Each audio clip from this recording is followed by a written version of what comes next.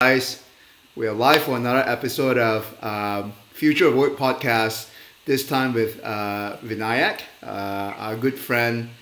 I'll turn over to Vinayak to intro himself. But Vinayak is a successful serial entrepreneur. I've also spent a lot of time at successful company, and before that at MIT. But I'll let him introduce himself. Hey everyone. Like I said, I'm the founder and CEO at Drafted. Really excited to do this with you. I know we've talked on and off a lot about this stuff, and it's nice to finally get it on record.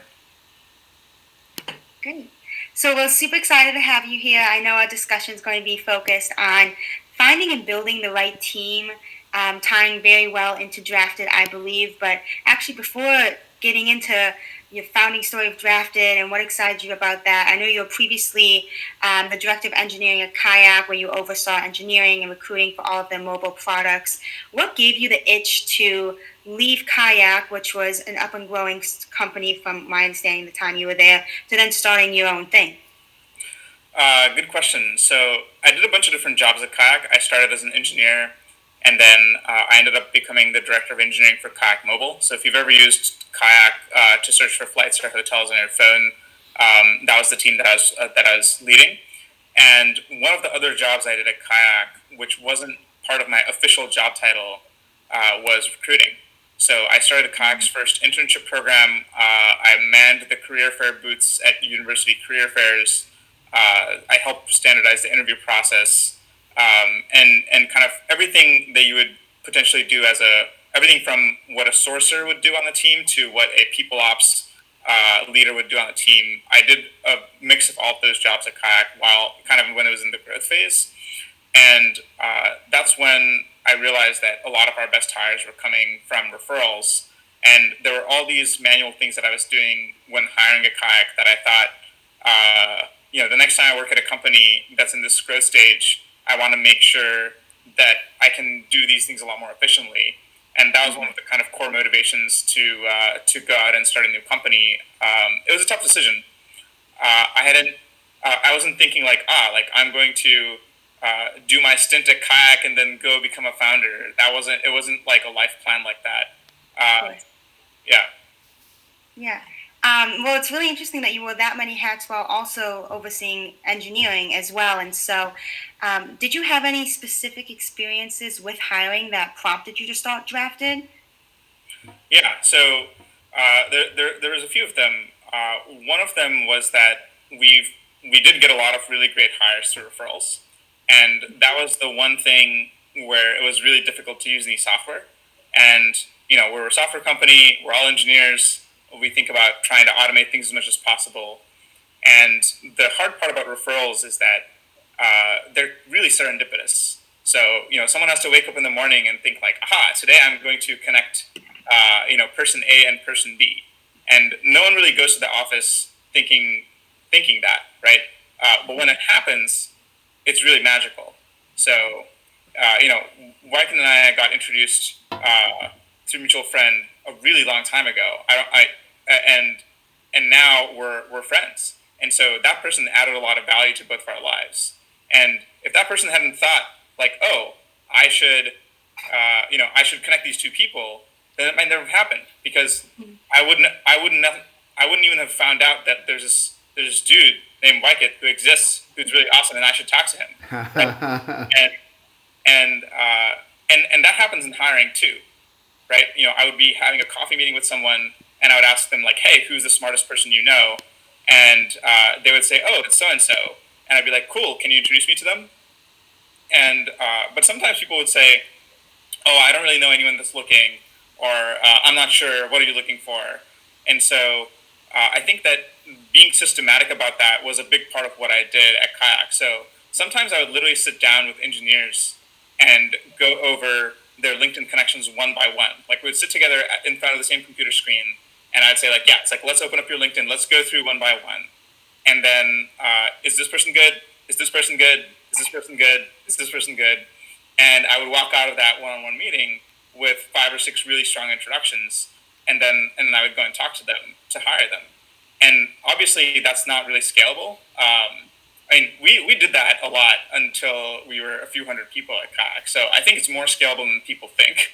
Um, but the things that are hard are keeping track of it, doing all the follow ups. Mm-hmm. Um, So and just to put a point in that, Vinayak yeah, and to Mia, this is really interesting because when Vinayak was describing his company when we met a few years ago, my first reaction was that we tried doing this in my last company when we were a few hundred people, right? And this is 8, 9, 10 years ago, where we had an incentive internally. I think it was like a few $1,000s. If you refer someone that you know who's really good and we end up hiring, you get the referral bonus. We thought it was just like, all right, we'll maintain it in a spreadsheet. We'll assign an HR person to go lead this. Oh my God, we had no idea what we were getting into, right? Very quickly, it became a organizational management tracking nightmare. So I know firsthand that a platform like Drafted that allows any company to have essentially the entire referral hiring in a box, if you will, off the shelf. There's so many little details that tracking on an Excel spreadsheet or Google sheet would never work. So we ended up because Drafted didn't exist then. We actually looked for a vendor, and we couldn't find any that actually fit our bill, and we ended up killing that referral program in I don't know like 6 months after we started, and it was a shame. wow. So Yeah, and yeah, I mean, I think a lot of companies have strong opinions about whether to do a referral bonus or not, and that's definitely an interesting topic that we can talk a little bit more about. And a lot of companies kind of have this idea where like, oh yeah, we want referrals, no problem. Just announce a referral, like it's like slap a bonus on it is kind of the strategy, and it turns out that bonuses aren't the reason why most people yeah, make referrals. People make referrals because they want to help someone. They yep, want to help either their team, they want to help their boss, or they want to help their friend. And once your friend gets hired, then you might think, oh man, it's like I really provided a lot of value for the company. Maybe I should get a little bit of something in return. And that's where the bonus or kind of the reward comes in. So when we talk about referral bonuses at Drafted, we almost always talk about them as rewards instead of bonuses because that's really what they are, yeah. right? No, I It's think a that's reward. really interesting insight because I think that's the first thing we actually learned was people didn't really care about the money, right? People care about. I've worked with Joe in my last company, and Joe was a rock star. And I want us to be successful by recruiting Joe, and I also enjoy working with Joe. And we have a great team. That psychic reward. I also think that people love the fact that if they brought in someone who is really good, they're viewed, and rightly so, as the person who connected that person who was brought in. And I think that piece is you can't put a number on it, right? Mm-hmm. Yeah, absolutely. So that's kind of how I got started. Yeah, and obviously did a lot of market research and other homework before actually starting the company. But the genesis was definitely from my experiences at Kayak.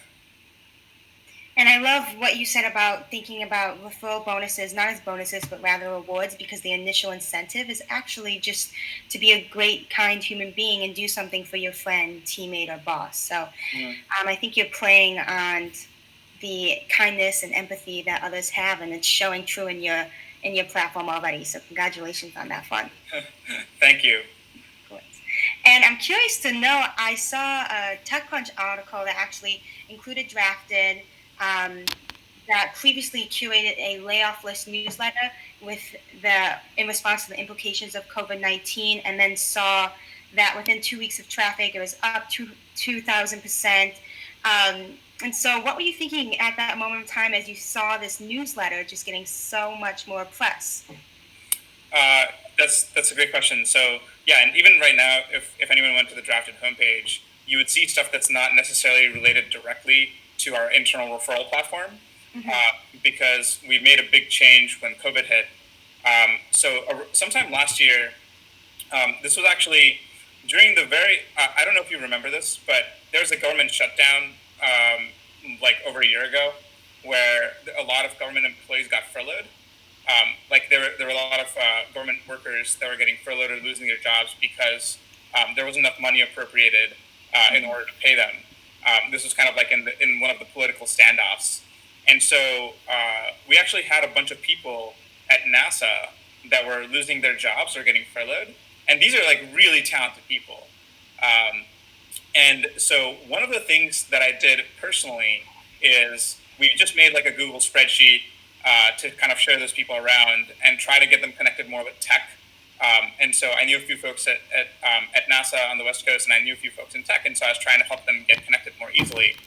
And over the last year or so, I think everyone's seen this trend of, some company has a bunch of layoffs or furloughs, and they make a Google spreadsheet and they share it around.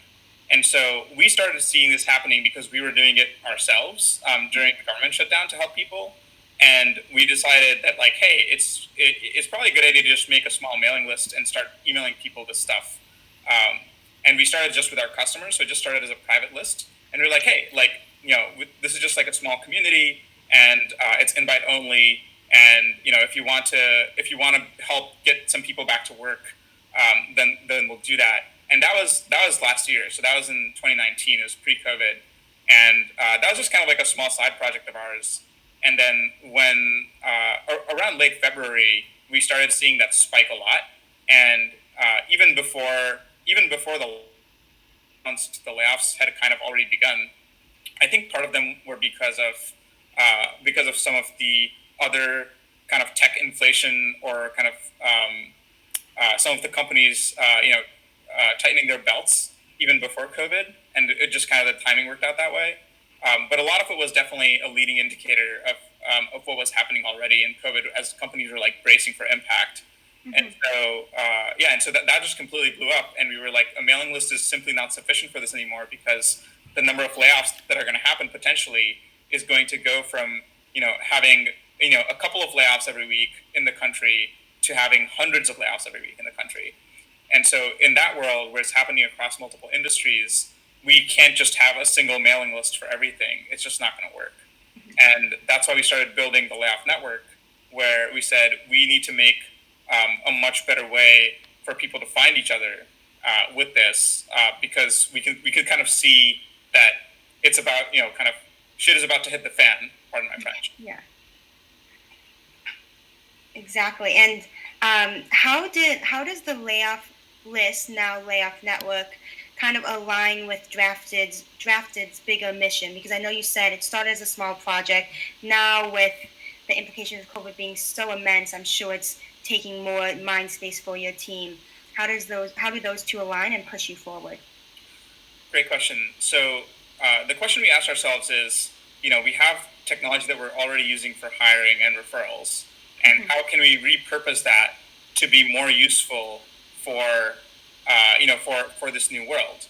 And the answer was that, well, we already have people making referrals into their company.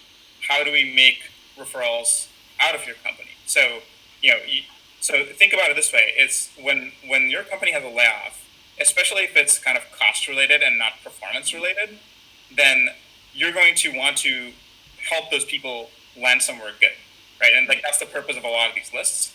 And the way that happens is that every person who's coming out of the company, the community tries to lift them up as much as possible, right? And so you'll see all these posts on social media or elsewhere, or like happening privately. That's like, oh, it's like my friend so and so is coming out of this place. She's really awesome. Someone really needs to pick her up, and make sure that they utilize their talents really well. And those are the kinds of comments and conversations that get those people jobs. Mm-hmm. And those are very much like referrals, but they're a little bit more open-ended, right? So it's more like a nomination than it is like a referral. And so we realized that we can just repurpose all of our tech that's built around referrals to do this too. So instead of just saying, I know someone great, I want to refer them to my company, you can now say, I know someone great coming out of my company, and I want to refer them to the rest of the world. I like that, the different but similar purpose that they both serve between nominations and referrals. Nominations being more publicly shared without the intention of putting them to one specific company, while referrals being this person is great for this company specifically, if I'm understanding it correctly. Yes, that's right. That's really neat. And across the referrals, what trends do you see out of curiosity, of people who tend to receive the most nominations or referrals. What metrics do you see across that? If you see any neat trends there? Yeah, so I don't know that there's a specific trend based on demographic. I think it's kind of reflective of people's communities.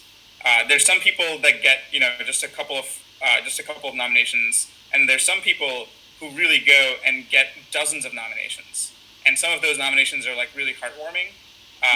So you can go if you go to the talent feed on the Layoff Network, you'll be able to you'll be able to see them. Is this the town feed? No, this is Yeah. the list of no. This is kind of like just lists of people that have been published by companies. Yep. So you can actually control this, by the way. So if you can, I can. yeah, Okay. yeah. I don't know how. Uh, oh, interesting. Oh, that's pretty sweet. Yeah. The live talent feed. Cool. Yeah. So if you go and look at some candidates, you can kind of so like here's a nomination, right?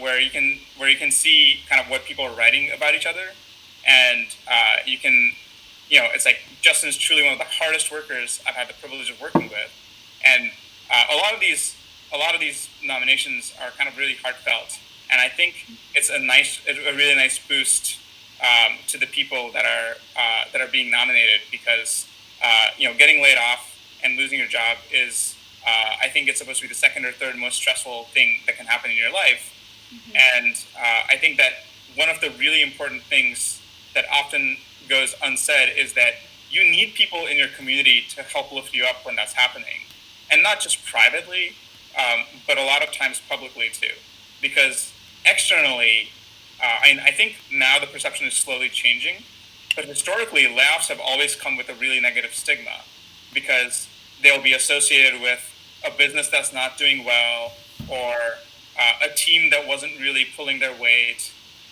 or a department that was taking up too much money and not producing enough value.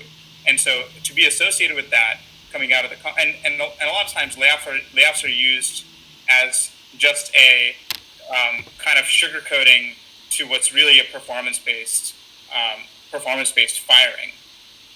So the question is, so the question is, when I see someone as a recruiter that's coming out of a layoff, is that someone who was fired for performance reasons, and they're just kind of lumping it in with the layoff, or is that someone who they just couldn't afford to pay anymore, but they're a really good person?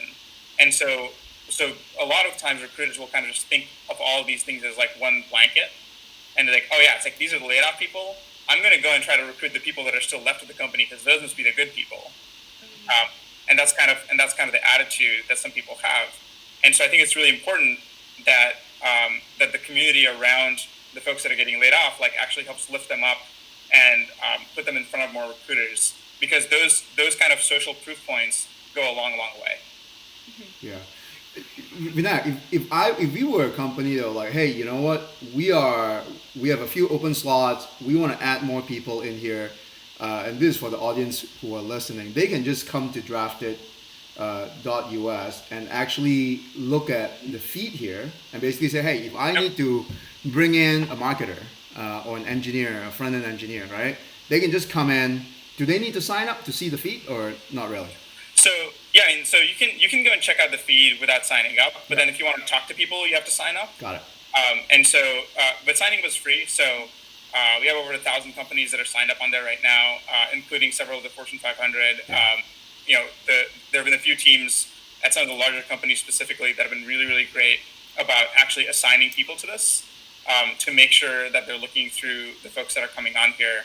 So that's been really encouraging to see. And yeah, all you do is you sign up and you verify that you're a real person at a real company, and then you can talk to people on the platform. Got it. Very cool. This is awesome. We as a company actually will probably because we actually just opened a couple of slots. So this reminded me we need to be users of this too. Yeah, for sure. And out of curiosity, how many of your own? Well, first off, how large is the drafted team? So we're just 10 people right now. And how many of those 10 people came from referrals? Out of curiosity. Ooh, I'm gonna say like 7 out of 10. Oh. Yeah. You're a living success story of referrals. I think that's pretty typical at startups, especially in the really early stages, because it's not a place where you can kind of put out a job description on like Indeed.com and then expect to find like your first employees 1 through 5 of your startup. Typically, those people are going to come from places where you have shared experiences and places where you have a lot of trust built up. Definitely. And you mentioned trust, and as my final question, and I'll hand it over to Wycliffe if he has anything else. But with trust being one of the major components of building a referral, what other characteristics or values do you see people having and wanting to make a referral? They have trust for the other person. They have praise for the other person. What else do they have for that other person that they want to lift up? I think you have a lot of intangible qualities that are really hard to come through in a resume or like a skills assessment that can come through in a referral. So think about it this way, right? There's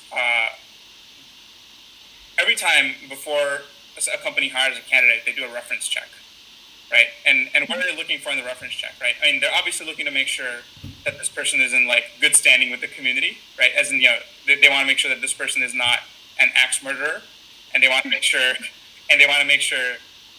there's kind of like some basic checking, but there's also, they want to understand how does this person respond to under pressure, and how do they react to negative feedback. And if you're in an interview with a candidate and you ask them, can you give me an example of a time when you got negative feedback on how you reacted to it, you're going to get one side of the story. If you then went and asked their boss who gave them the negative feedback, and you asked them, hey, how did this person react to negative feedback? You're probably not going to hear exactly the same answer. You're going to get two different perspectives about what happened, right? And so it's stuff like that I think is really hard to come through in terms of assessment, based on just a resume or even kind of like a formal interview process. So those are the types of things that I think a lot of times can be packaged into the referral, right? So when I say, I would vouch for Wycliffe to work at this company any day, right? Then there's a lot of things like packed into that, and obviously someone can ask me to unpack those and kind of more, have more specific conversations about it. But at least if basically it's kind of like saying I would hire this person if it was up to me, and I think that's really powerful.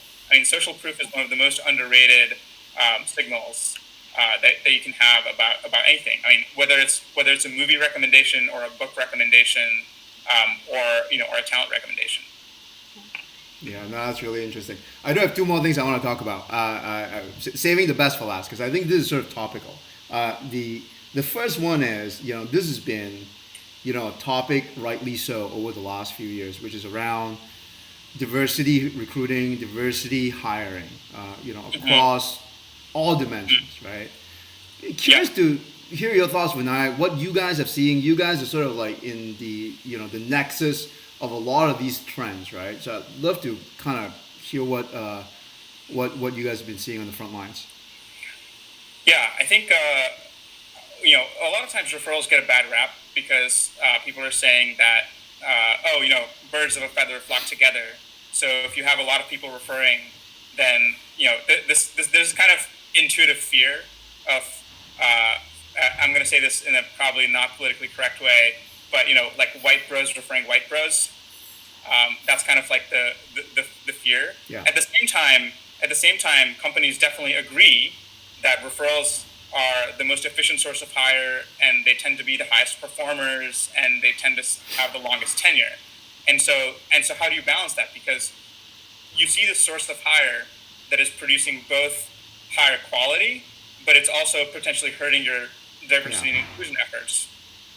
And I think that referrals are a tool that you can wield in the way that you want, right? So if you started out with a diverse team and everyone referred people who were like them, then you would still end up with a diverse team, right? And so the problem is that a lot of teams are not diverse already, and so if they just perpetuate via referrals, then that's bad. That's kind of the intuition.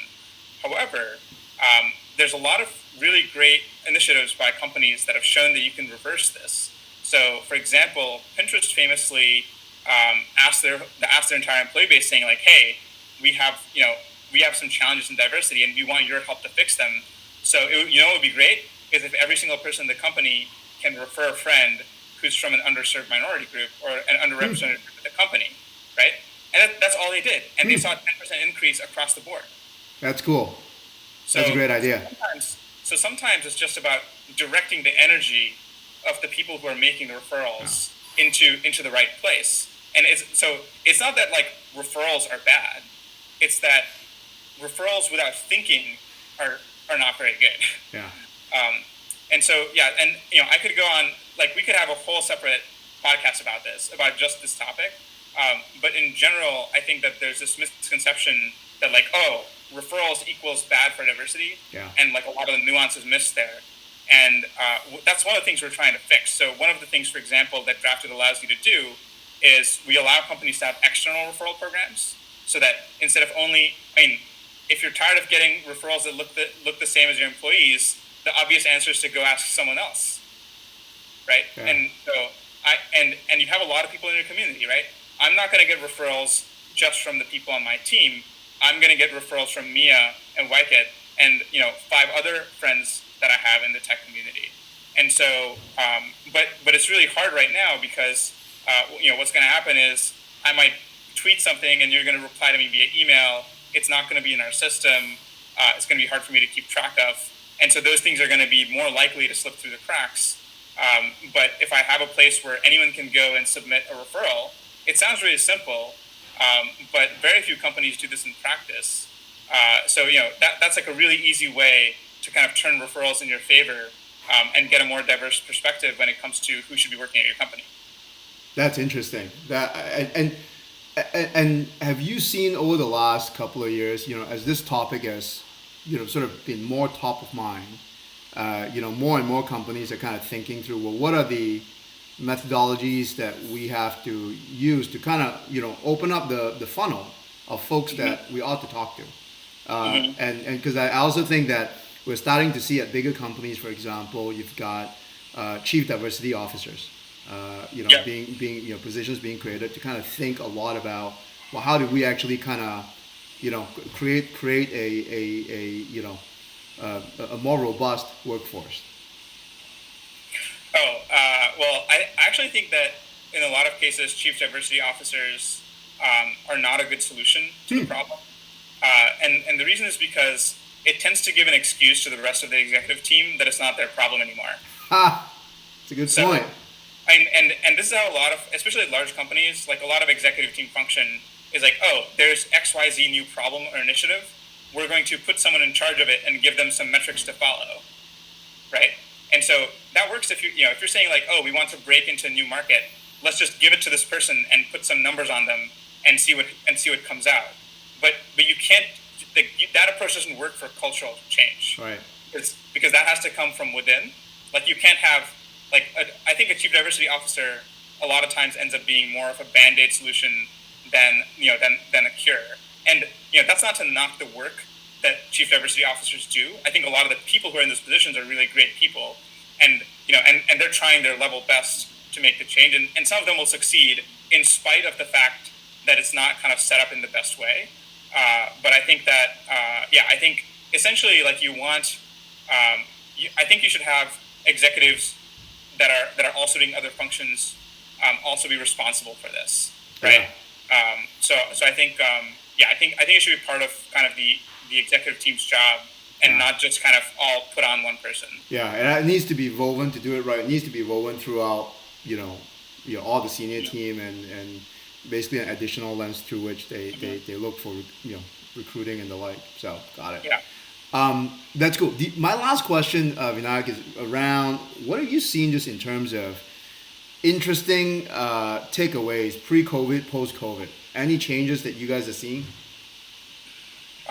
I think one of the things that's happening in post-COVID, I guess, or it's unclear whether we're in post-COVID yet or not. Yeah. But I would just say like post-COVID. During COVID, yes. Pre-COVID, during COVID. Yeah. So I think one of the things that's changing is that I think companies are really focusing on need to haves versus nice to haves, both when it comes to buying and also when it comes to hiring. Yeah. And so if you think about it from a hiring perspective, a lot of companies pre-COVID would hire optimistically, right? You think you think like, oh yeah, we're definitely going to hit our numbers this quarter, or let's assume we hit our numbers this quarter. Then what does next quarter's hiring plan look like? Yeah. And then they operate on the assumption that they're going to hit the numbers. But now they kind of have to operate on the assumption that they're not going to hit the numbers, and so that changes their outlook. And so a lot of companies, as everyone knows, they've already done layoffs, and the reason that a lot of those layoffs happen is because they were optimistically hiring in a pre-COVID world, right? Like that's like especially in tech. I mean, this doesn't apply to like the restaurant or hospitality industry that have like physical barriers preventing them from doing it. But in the more knowledge work world, I think basically companies are hiring slower. A lot of them are still hiring, but because now they're hiring slower, it means that their resources for hiring are not stretched as thin, which actually allows them to be a little bit more picky. It might end up with companies building stronger teams because now there's a lot more talent on the market, and they can be more picky. And so no judgment on whether that's good or bad for the economy or for the talent, but for an individual company, I think it's a great time to be hiring. Yeah. Yeah, I mean, I feel like this is sort of the companies that we talk to both in our podcast and outside of podcast, right? I think the mindset of a lot of these teams are, we may not hit a number. If we don't hit our number, what does everything else look like? We have to plan for that. Those contingency plans, the entire operating plans actually is out the door. The old operating plan is out the door. Now they need to do surgery in terms of, what are the must-have staff versus the nice-to-have staff. And I think in many ways, going back to what you guys are doing, right? I think the fact that people can be more curative in terms of and be more thoughtful versus like, boy, we got to add 500 or 200 people in the next quarter. Now you just focus on hitting those numbers, the quantity versus, let's filter through. I think, being more thoughtful could potentially be better long term for the companies. I think I also think in some ways, as you said, the research has shown that look, hiring through networks, A people likes to work with A people. Platforms like Drafted, could power a lot of this moving forward. Yeah, I think, I think the other thing that people are starting to figure out is how to do hiring remotely too, and how to do sourcing remotely, because a lot of companies kind of had this crutch where they'd be like, oh yeah, it's like we don't have to work really hard because when the person comes to the office, they fall in love with our team, right? And because like once you have that human connection and you like meet a bunch of great people in person, you're like, oh man, like I want to be part of this club, and so you end up working at that company. Especially for people who are earlier career, I think that's like a really big draw when they go to an office or they go and talk to people. And now that's much harder. And so a lot of companies are trying to rethink their candidate experience from a remote perspective, right? Are there things that they can do on video calls, or like are there ways that they can kind of bring that energy that you feel when you go into the office and when you talk to a bunch of great people? Is there a way that can bring that energy remotely? Can they meet up with candidates in a socially distanced way outdoors? All kinds of things. So I think that's going to be really interesting to watch also. Are you seeing, I assume you guys are seeing the number of job recs, percent of job recs that are now open to remote candidates kind of shoot up in the last, I mean, even before COVID, obviously, but now, it's like you have to be remote. Yep. But even before that, I imagine in the last couple of years, I think, companies may be thinking of, well, we can't compete with Google or Facebook in the Bay Area. We got to have a remote strategy. I think you probably have seen some of that even before the pandemic hits. Yeah, I mean, it went from a feature, and like for us, we historically didn't support this like different way to post jobs, which is like remote jobs. Like each job usually comes with a location and a platform to look at, and it used to be this feature that maybe like 5% of our customers requested, and now it's something that almost everyone requests. So I think from that perspective, I think that is definitely changing a lot faster. it's unclear to me whether it will stay changed Right. or whether it's like a temporary change. But it's definitely a big one, right? So whether it sticks or not, I think it's definitely changing. It's definitely changing for the long term. Yeah. Yeah.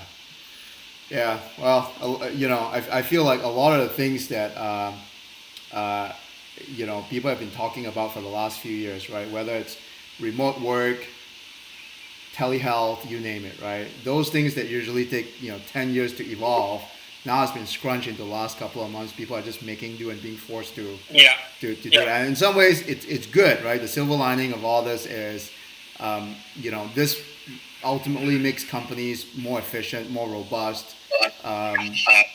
Yeah, so it'll be an interesting next 6 to 12 months.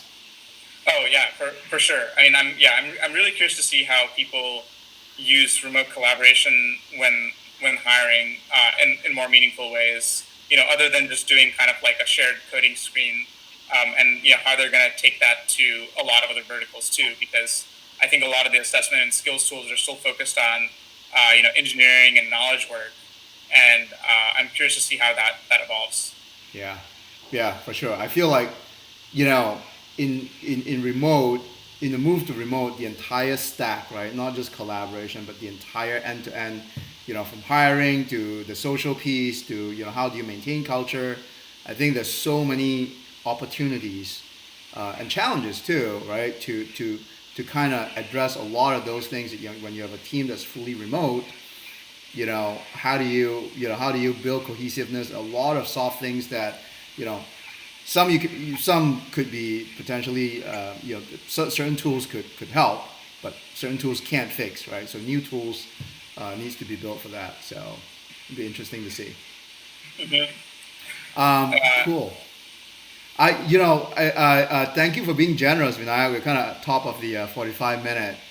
And this has been great. Thanks for being generous with your time. I've exhausted my questions. I thought this is awesome. Always great talking to you. Yeah, this is great. Yeah, we can do.